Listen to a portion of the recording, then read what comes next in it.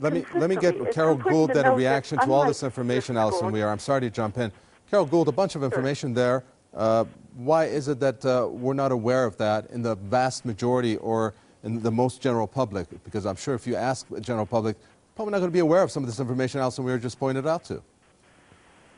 No, I'm sorry. Here in Britain, the British media always cover the huge number of casualties in the Palestinian areas. It's very, very comprehensive coverage. In fact, it's the other way around. You rarely hear about Israeli children being in bomb shelters. Now, there's a reason why so few Israelis die, because Israel has the best civil defense structure of any country in the world, better than the United States, better than Britain. It has a bomb shelter on every corner. Sadly, because Israel has been surrounded by hostile neighbors for 62 years. So whenever there is a warning, the people go down into the bomb shelters. Sadly, when the July 2006 Lebanon event happened, thousands of people were injured and killed because there was no civil defense infrastructure. People didn't have bomb shelters to go into.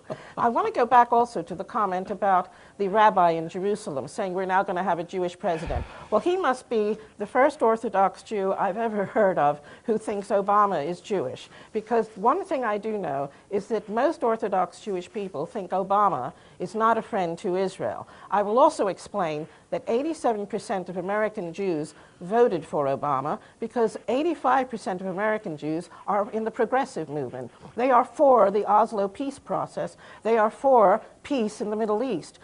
American Jews are overwhelmingly liberal. Okay. Then you get someone like Soros, George Soros, who's the richest, one of the richest people in the world. He's Jewish, but he is very, very much against anything good happening. He's really anti-Israel. Eugene Bird, you were laughing earlier. He doesn't really Carol Gould, care don't bring in about Eugene whether Bird because Israel is he's waiting to give a reaction. It's a very complicated situation. I'm sorry, Carol.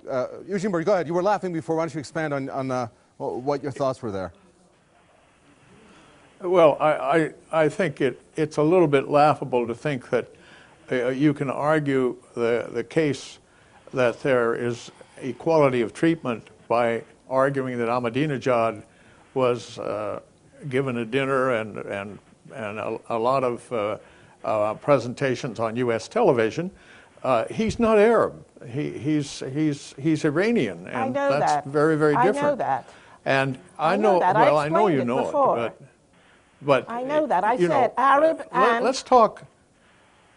Go ahead, Eugene Bird. Let's talk about Israel and her neighbors. Thomas said Arab. Carol Gould, let Eugene Bird finish. I'm sorry, Carol Gould. You let Eugene Bird finish, and then you can go ahead. Go ahead, Eugene Bird. Yeah. We should look at this in terms of Israel and her neighbors and try to reach back to the Oslo Agreement if necessary, but at least have a peace process that means something. And you know very well that the present process doesn't mean anything, and that the settlements are continuing. This is all about land and water and about treatment of Palestinians, which Desmond Tutu has described as apartheid worse than in South Africa. I don't think that's the way to go for Israel. One of the American-Israeli professors at New York University came down to have lunch with me last year, and when we were talking about Israeli strategic vision and everything, he said, they don't have one. That's the problem.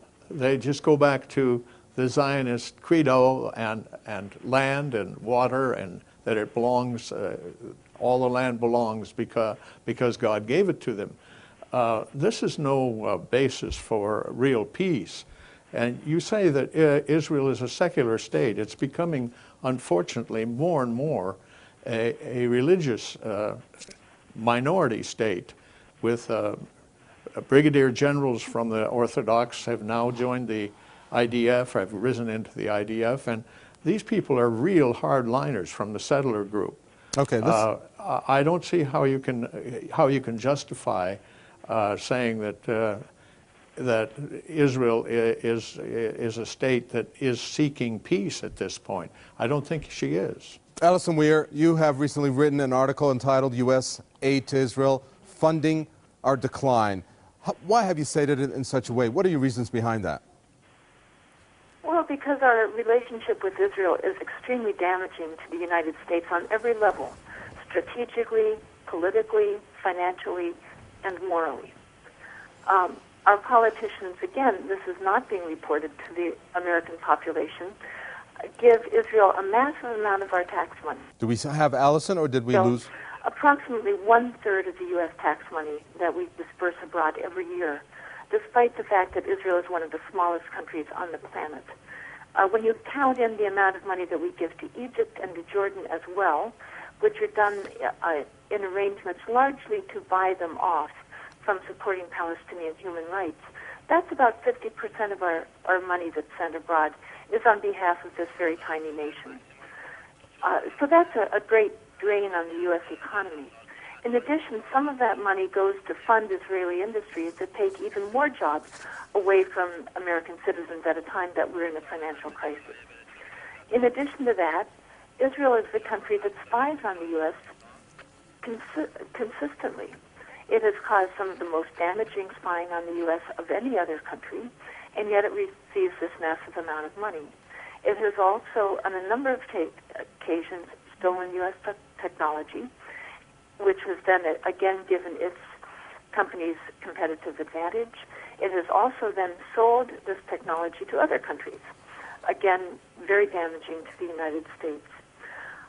Finally, the policies that Israel undertakes using our money and using our weaponry of killing civilians in massive numbers, in creating a system based on discrimination by one ethnic group against others that are not of the preferred ethnic groups, is very counter to the basic principles of American society. Okay, let me get some final words in here. Let me bring in Carol Gould, future presidential candidate, has said, and that's General David Petraeus, who has said Israel could be a liability for the United States. Do you agree? And if not, why? And please try to keep it short in 30 seconds if you can.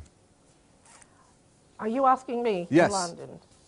Yes, no, I don't agree, and I don't know how Allison can say Israel has done anything that damages the United States. I'd love to know. Perhaps I'm ignorant. I don't know. How has Israel damaged the United States?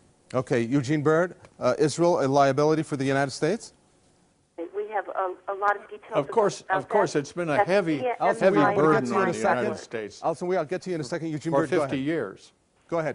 Once again. It's been a heavy burden on the United States for more than 50 years. I was on the Israel-Jordan desk more than 50 years ago. And even then, it was very clear that we were suffering in the Middle East, in our relations with other countries in the Middle East, with some of her neighbors, because of the actions of Israel in pressing and getting more land and breaking more ceasefires. Sorry to cut you. Get Allison Weir in here. Your last statement in this program. Go ahead, Allison. For more information on the details of the many ways it damages the U.S., you can go to cnionline.org. cnionline.org. That gives the information. It's the Council for the National Interest about the many ways that it damages. One of the most probably dangerous ways, as Eugene Byrd was just saying, is that by using U.S. tax money and U.S. support to commit violations of international laws, violations of human rights, it is creating extreme animosity towards the United States as well. Okay, thank you. Unfortunately, we ran out of time. Allison Weir, I'm sorry to jump in here. That's Allison Weir, president of the Council for National Interest, on the phone from Sacramento, California. We had president of the International Foreign Policy Center, Eugene Byrd from Washington. And of course, we want to thank author and political commentator Carol Gould from London. And you, the viewer, thank you for watching this program. Don't forget to check us out on YouTube Press TV Global News and, of course, our website, presstv.ir. From me, Kavatachwe, it's goodbye.